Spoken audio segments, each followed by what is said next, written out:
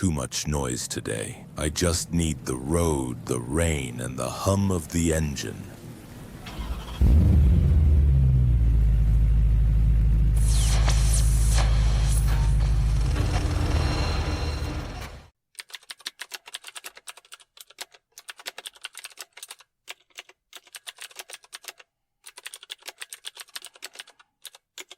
Have you ever felt like there's a part of you don't really understand? Like, you're not sure who you really are anymore? I've been there too. Let me share something with you. Maybe it'll help you see things a little clearer. You know that strange feeling when someone's words are warm, but something underneath just doesn't sit right? Like they're smiling at you, joking around, but you walk away feeling smaller, unseen, like the laughter cost you something. I used to brush that off. I tell myself I was being too sensitive, overthinking, misreading the vibe. But now, I think those moments were my intuition trying to protect me, whispering, this isn't safe. There was this friend I had for years. Let's call him Aaron. To anyone else, he seemed like the perfect companion. Witty, easy to talk to, the kind of guy who could light up a room with sarcasm and charm. We'd been through some deep stuff together, and I believed he had my back. But over time, a pattern started to form. A pattern that, honestly, I didn't want to admit. Whenever I'd share something personal, maybe a little victory, a story that meant something to me, he'd respond with a joke. Not the kind that brings people closer, but the kind that twists the knife just enough to leave a mark. I'd laugh along, tell myself it was harmless, but deep down, I'd feel the sting. I'd feel smaller. I remember one evening, I told him I'd finally started therapy. It had taken me months to work up the courage, and I felt proud, hopeful even. He looked at me, raised an eyebrow, and said, wow, you? Therapy? Should I be worried? Then he laughed, like it was all in good fun. But the laughter felt like a dismissal, like my vulnerability was entertainment. After that, I started to notice more. How he'd subtly undercut my ideas, how his compliments always had a shadow attached. That's impressive for you. You actually pulled it off? I'm surprised. And each time, I'd smile through it, pretending I didn't feel the ground shift a little beneath me. But here's the thing. Words are only part of the story. Our bodies speak, too. And his body, the way his eyes narrowed when I talked about something good, the way his shoulders tensed when others praised me, it told a different truth. A deeper one, one he didn't have to say out loud. It took me a long time to realize what was happening. That the sarcasm wasn't just humor, that the little digs weren't innocent, that beneath the surface, there was something unresolved in him, something that made it hard for him to be genuinely happy for someone else.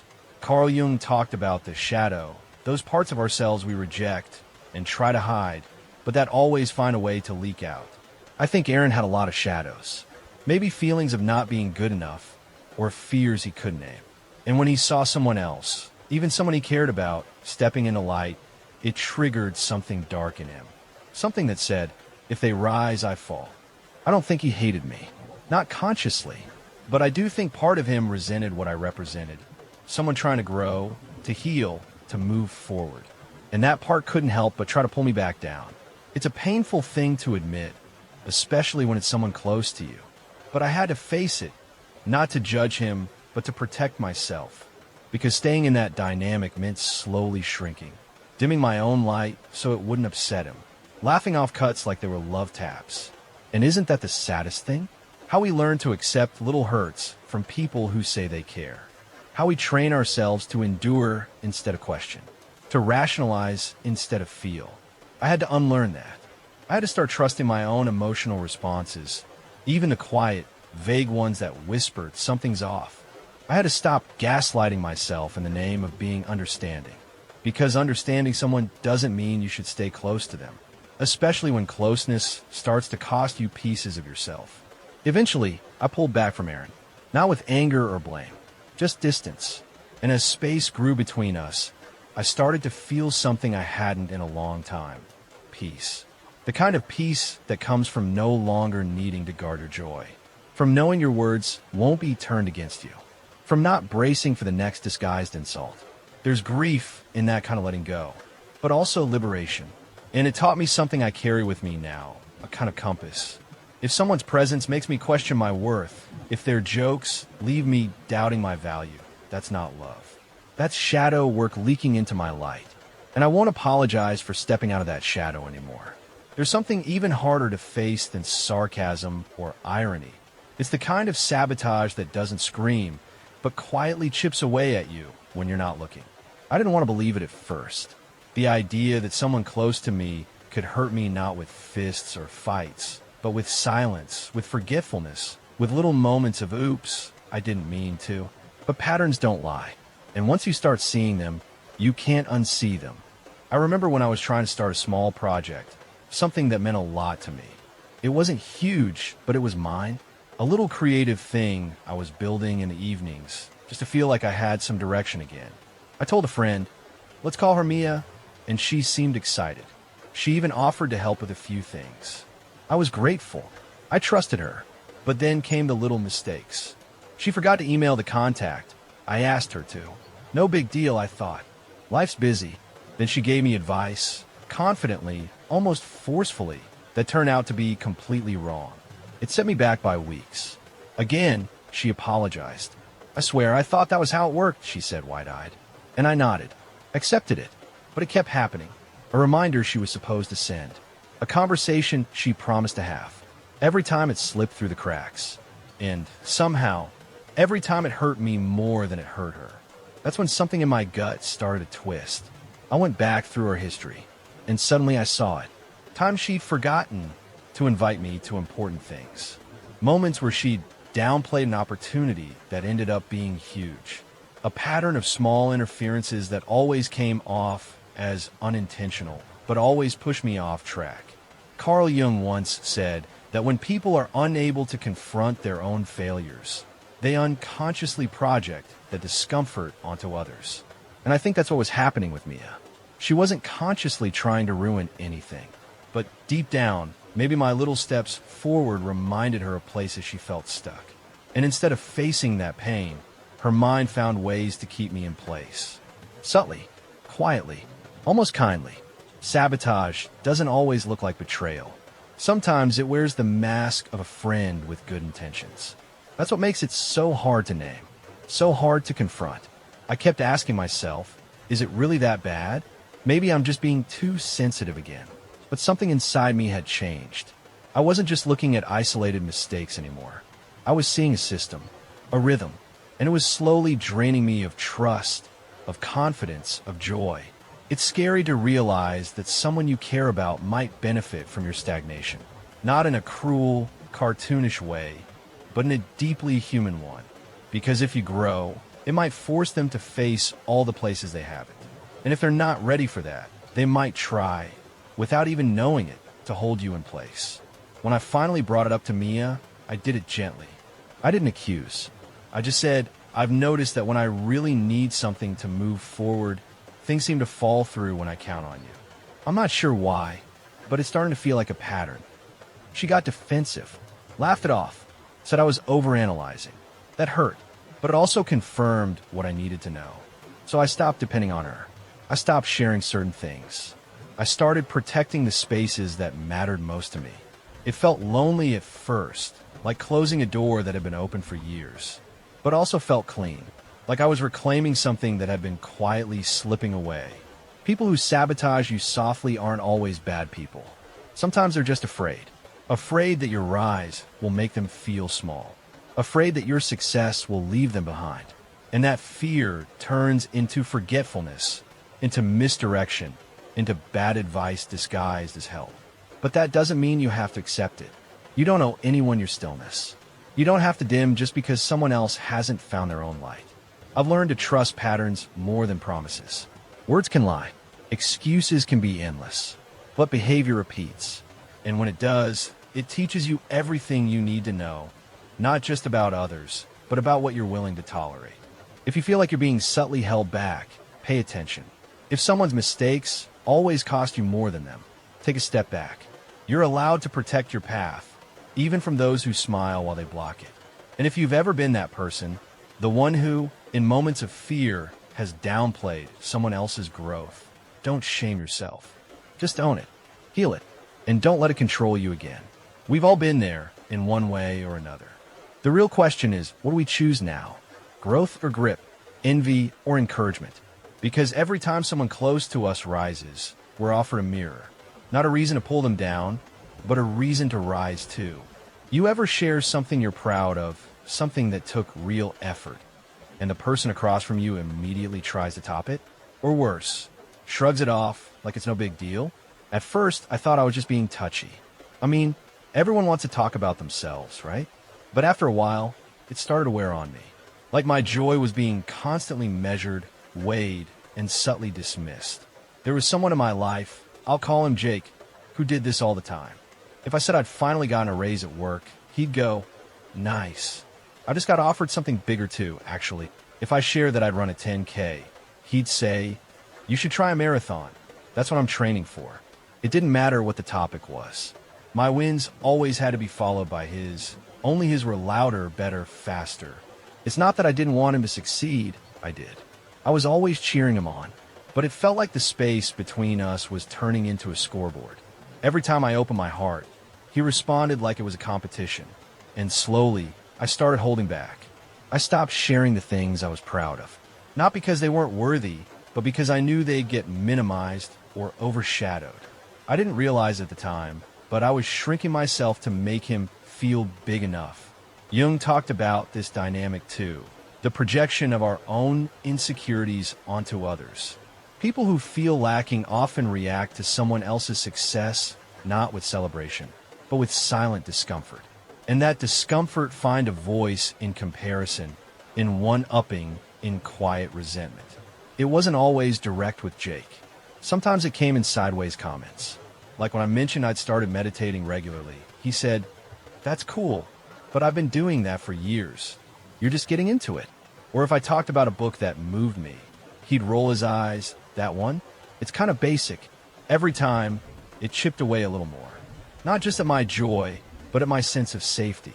Because when someone you care about turns every moment into a mirror, not to reflect, but to compete, you start questioning your place in the relationship. It hurt, not because I needed his validation, but because I thought we were on the same team. Turns out we weren't. We were running two very different races, and in his, I wasn't allowed to win. That realization stung, but also freed me. I started asking myself, why did I stay in this dynamic for so long? And the answer was painful, but honest. Part of me believed I had to earn his acceptance.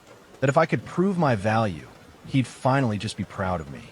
But that's the trap of ego-driven relationships. You keep giving, hoping that one day it'll be enough. That you'll be enough. But you already are. I had to unlearn the habit of measuring my worth by how well it landed in someone else's insecure hands. I also had to reckon with my own moments of comparison. Times I'd been on the other side, quietly resenting someone else's light because I felt lost in my own shadow. And I realized how universal this is. How human. We all want to feel seen, valued, important. But when we haven't done our own healing, someone else's success feels like a threat instead of an invitation. And that's where quiet competition is born, not out of malice, but out of unspoken pain. The shift happened when I stopped waiting for Jake to celebrate me. When I started surrounding myself with people who didn't just clap when I won, they meant it. People who didn't need to dim my light to feel secure in their own. And the more I leaned into those relationships, the more I realized love doesn't compete. It expands. It uplifts. It doesn't say me too. It says, "I'm so proud of you." I don't hate Jake. I don't even blame him. I just don't place my joy in his hands anymore. That's mine to hold, mine to protect, and yours too. So if you ever find yourself walking away from conversation feeling a little smaller, check in with your gut. If someone always needs to be one step ahead, maybe they're too afraid of being left behind. And that's not your burden to carry. You deserve to be around people who see your joy and reflect it back tenfold. Who hear your growth and feel inspired, not threatened.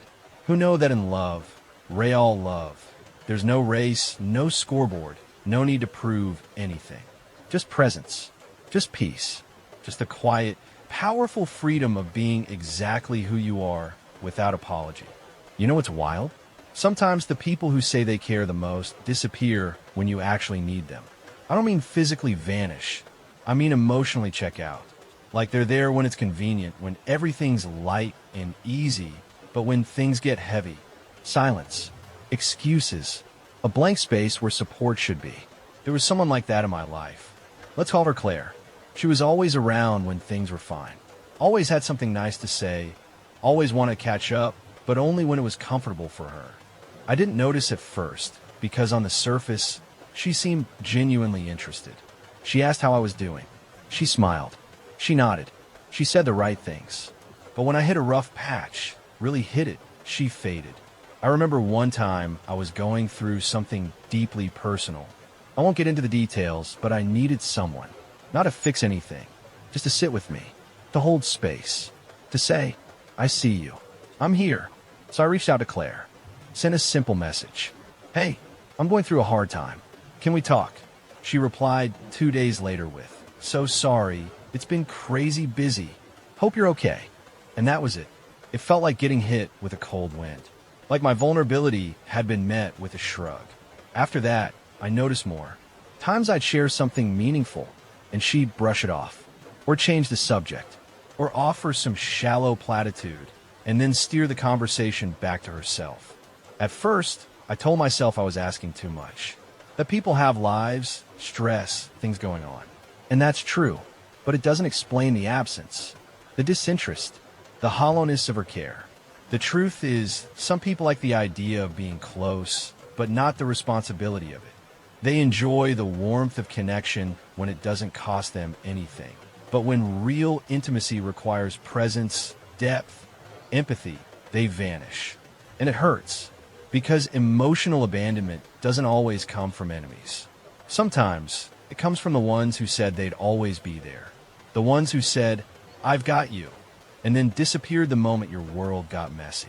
Carl Jung spoke of emotional dissociation, a defense mechanism where people disconnect from feelings they don't know how to handle.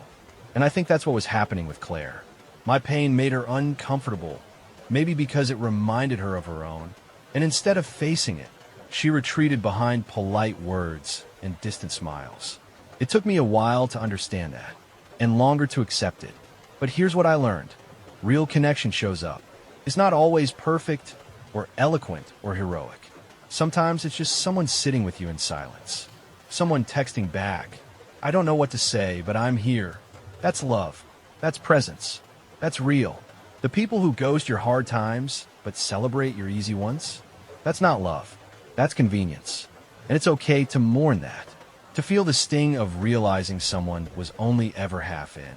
That the closeness you thought you had was built on something fragile and shallow. But don't let that harden you. Don't let it make you stop reaching out. What I started doing was paying more attention to consistency than charm. To who actually shows up when it matters. To who listens without fixing. To who celebrates without jealousy. It narrowed my circle, but made it so much more sacred. And if you've been Claire at some point, if someone reached for you and you didn't know how to hold them, forgive yourself. Just be honest about it. We're all learning how to love better, deeper, more bravely. The key is not pretending, not ghosting, not hiding behind busyness. The world is full of people drowning quietly. What they need isn't a rescue, just company in the water. Just someone who says, I see you. I'm not turning away. So if you've ever felt alone in a crowd of people who care, you're not crazy. You're not needy. You're just noticing something real. And you deserve better. You deserve friends who don't disappear when your soul is aching. Who hold space for your tears, not just your laughter. You don't have to beg for presence. You don't have to earn support. The people meant to walk with you through the hard stuff, they won't flinch. They won't ghost. They'll stay. And if you haven't found them yet, don't settle for less. The world has enough noise. What we need is more quiet, honest presence. And when you find that, or become that, everything changes. There's a kind of manipulation that's so subtle, so well-dressed, that it almost looks like love. You don't notice it at first. It comes wrapped in concern, sprinkled with advice, disguised as care. But over time, it starts to feel like you're walking with someone else's hands on your shoulders, gently steering you away from yourself. I didn't recognize it until I was deep in it. Let me tell you about that. There was someone in my life, I'll call her Laura. She wasn't cruel. She never raised her voice. In fact, she was one of the most caring people I knew. Always asking questions, always checking in, always offering her opinion. And at first, it felt comforting, like someone was really looking out for me. But over time, something shifted. Anytime I made a decision she didn't fully agree with, she questioned me. Not harshly, just subtly. Are you sure that's the right move? That seems risky, don't you think? I mean, it's your life, but I just worry. She said she was worried a lot. So much that I started to worry too. I'd second guess myself constantly. If I made a choice without consulting her, I'd feel uneasy, like I had to explain or justify it. And when things went wrong, as life naturally does, she'd say, I didn't want to say anything, but I had a feeling this wouldn't work out. It felt like her approval was the air I breathed, and without it, I was gasping. That's when I realized it wasn't care, it was control. Carl Jung said that the desire to control others often comes from our own internal fears, our struggle to manage the chaos inside. And I think that was true for Laura. She needed to feel like the voice of reason, the stable one, the advisor. And if I stepped outside of that, it threatened the balance she had built, not just in our relationship, but in her own sense of worth. The more I grew, the more tension I felt. Like any step I took toward independence was seen as rebellion. Any choice I made without her input was interpreted as rejection. But here's the truth I've come to. Real love doesn't sound like I know what's best for you. It sounds like I believe you know what's best for you. When someone constantly questions your instincts, it slowly erodes your trust in yourself. And when you start relying on their voice more than your own, you lose your center. I started noticing how often I edited myself around her. I'd soften my opinions. I'd hide my excitement until I knew how she'd react. I became careful. And careful is a terrible way to live when it comes from fear, not respect. So I began to pull back, gently at first. I started making decisions without running them by her. I shared less. I listened more to my own gut. And that's when the shift became undeniable. She got colder. Not outwardly mean, just distant, detached. Like my independence was an insult. She'd say things like, I don't know what's going on with you lately, even though I was doing better than ever. Because for her, better meant compliant. Letting go of that dynamic wasn't easy. Part of me still wanted her approval, still wanted her to say, I'm proud of you. But I realized I'd been trying to earn the kind of love that required me to be small, doubtful, and obedient. And that's not love. That's dependency. Since then, I've relearned how to listen to myself. It's not always loud or clear. Sometimes it's just a whisper, a sense of ease or unease. But it's mine, and I honor it now. If someone in your life is constantly undermining your choices, even if they do it sweetly, even if they say it's out of love, pause. Ask yourself, do I feel more confident after talking to them, or more uncertain? That question alone can change everything. You deserve relationships where your voice is respected, not overwritten.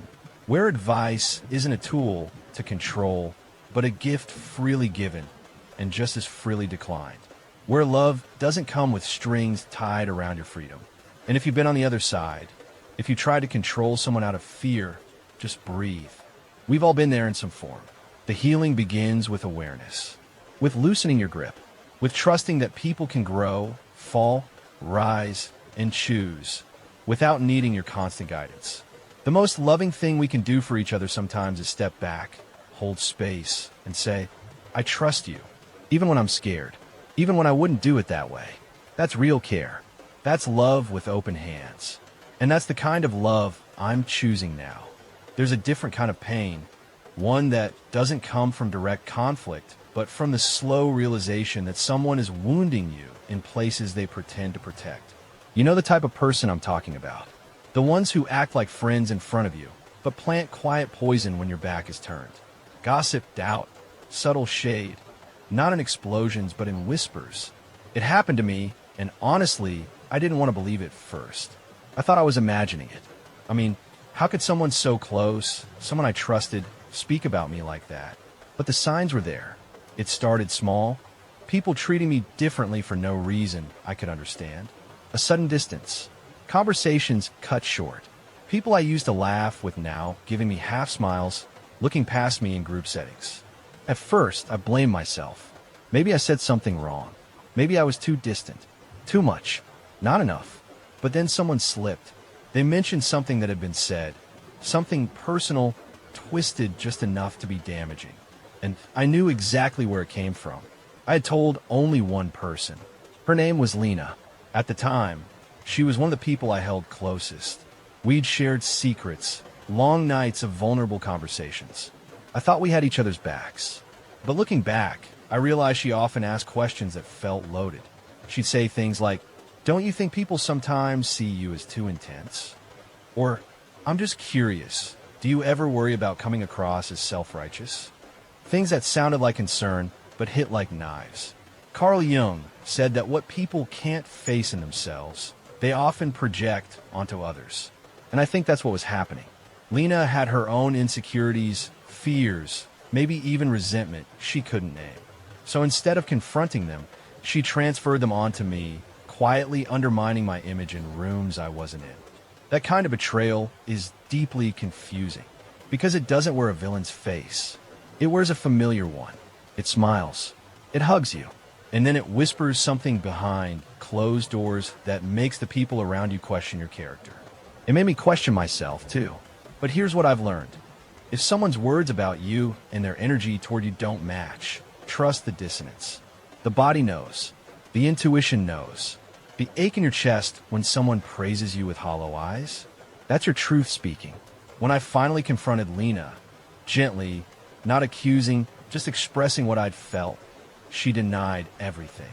Smiled, acted confused, and maybe she wasn't even aware of what she'd done. Maybe the gossip had leaked through her like a crack in a mask. Maybe it was her own shadow trying to make sense of feelings she didn't know how to process. But I knew. I knew because of how I felt around her after. I no longer trusted her silence. I no longer believed her compliments. I could feel the difference between real and fake, even if I couldn't explain it in words. So I stepped away. No drama. No public fallout. Just distance. And with that space came healing. I began to surround myself with people who didn't need to diminish me to feel secure. People who lifted me in public and in private. People who were the same when I left the room as when I was in it. If you're feeling like your name is being reshaped behind your back, pay attention to the shifts in energy, the sudden changes in how others treat you, the vague comments that feel like echoes of something you didn't hear firsthand. And if you're someone who has ever gossiped out of hurt, out of fear, out of jealousy, own it. That shadow only grows when it's denied. But when you face it, when you name it, you can choose differently. Words are powerful. They shape perception. They plant stories. They build or break trust. And when someone uses them to erode another person quietly, it says more about them than it ever will about you. Now, I hold my circle sacred. I don't need it to be large. Just honest.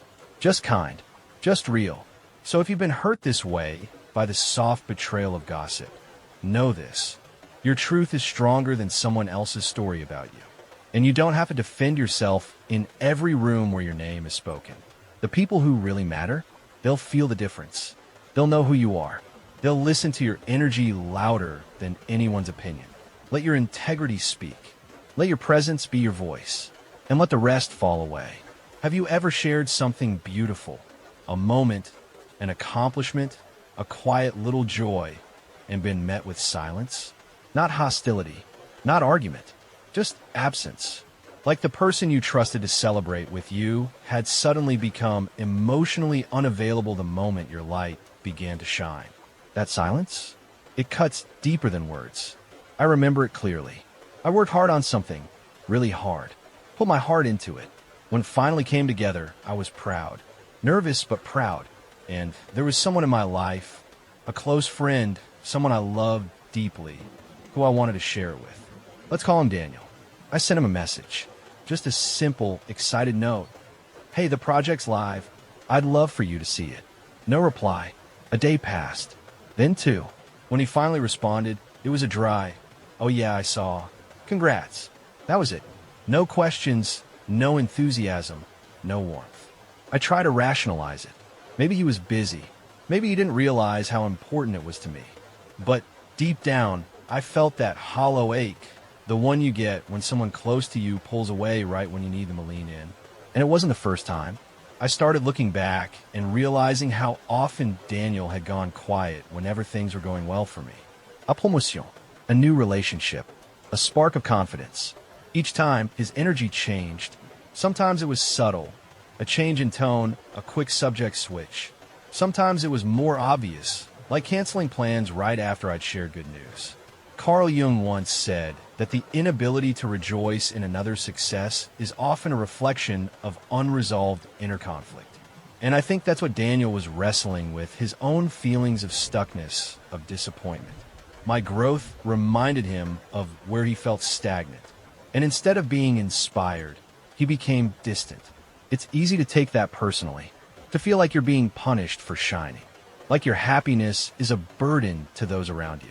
But here's the hard truth. Not everyone can handle your light. Not because you're doing anything wrong, but because they haven't yet made peace with their own darkness. The first time I realized that, I cried. Not out of anger, but grief. I wanted to believe that love, true love, deep friendship, would always be celebratory. That the people closest to us would be our biggest fans. But sometimes they're not. Sometimes your joy triggers their pain. And that's not your fault. You don't have to dim your light to be loved. You don't have to downplay your joy to keep the peace. You don't have to shrink yourself so someone else can feel big enough to stay close. You're allowed to be proud. You're allowed to celebrate. You're allowed to feel joy out loud, even if it makes others uncomfortable.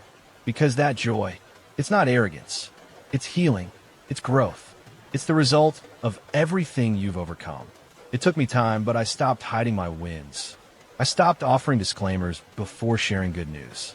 I stopped apologizing for being happy. And you know what happened? I found people who clapped. Loudly, joyfully, genuinely. People who didn't just tolerate my success, they honored it. People who believed that my light didn't dim theirs, it illuminated the room. And I realized that's what I deserve. That's what we all deserve. If you've ever felt the sting of that quiet resentment, if you've ever noticed someone's absence in your happiest moments, I want you to know you're not too much. You're not showing off. You're not wrong for growing. You're just surrounded by the wrong audience. So start noticing who celebrates you when there's nothing in it for them, who listens with sparkle in their eyes, who stays close when your life starts to change. These people, they're gold, and they're out there.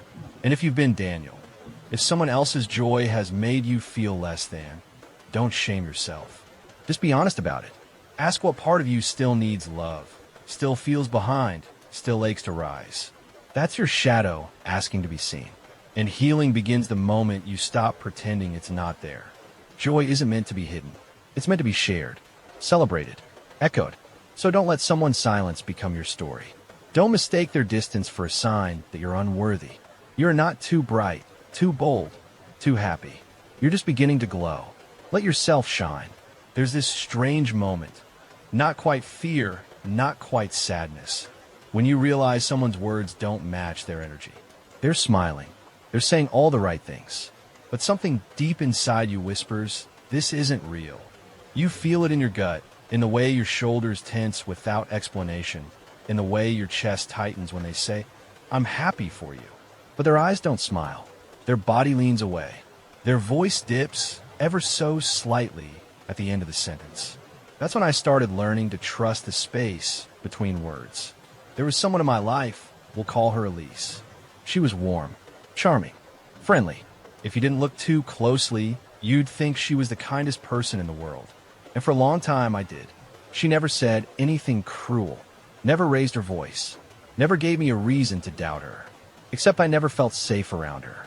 Whenever I shared something good, a new job, a small win, even just a moment of peace, she'd say the right things. Wow, that's great. You deserve it. But I'd feel cold. Not rejected, not openly. Just alone. Her eyes would flick away too quickly. Her voice would flatten. Her smile didn't quite reach her eyes. And I started to dread telling her anything real. Not because she'd criticize me, but because she'd pretend not to. That's the thing about passive resentment. It hides behind polite words. It doesn't attack, it withholds. It doesn't break you down, it lets you deflate slowly. Carl Jung once said, that the unconscious always reveals itself, no matter how much we try to control it. And that's what I began to see in Elise. The unconscious leaking through her expressions, her posture, her silence. She didn't need to say anything out loud. Her body spoke volumes. It's a strange kind of grief, realizing someone doesn't celebrate your light, even if they act like they do. Because it means every moment of vulnerability you shared with them, every joy you trusted them with, might have been quietly met with jealousy, discomfort, or disdain. I used to dismiss it, tell myself I was reading too much into things, that I was being paranoid, that I needed to give people the benefit of the doubt. But you know what I realized? Doubt is not the same as intuition. Doubt is loud, spinning, anxious. Intuition is quiet, heavy, certain, and my intuition had been speaking for a long time. It told me when the compliments felt hollow, when the conversations turned transactional, when Elise's body froze in moments where she should have leaned in. So I started listening. I stopped explaining away that inner voice. I stopped rationalizing behavior that didn't align with love. I began to take people at their energy, not just their words. Because words are easy, energy doesn't lie. The most important part of this wasn't distancing myself from Elise. It was reclaiming trust in myself. Trusting that I didn't need a reason to feel off.